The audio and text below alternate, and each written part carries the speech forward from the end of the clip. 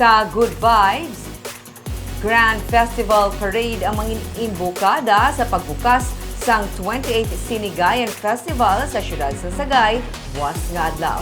May report si Nico Delfin.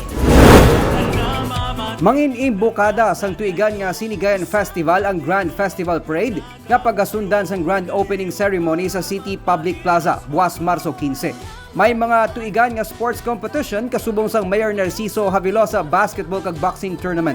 Balantayan ang Sinigayan Queen Coronation Night sa alas 7 sang gabi sa Marso 17.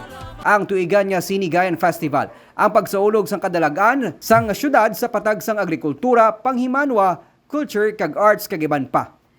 As we look back, we hurdle many things collectively as a city, from the strongest typhoon in the world to the recession and the global health crisis.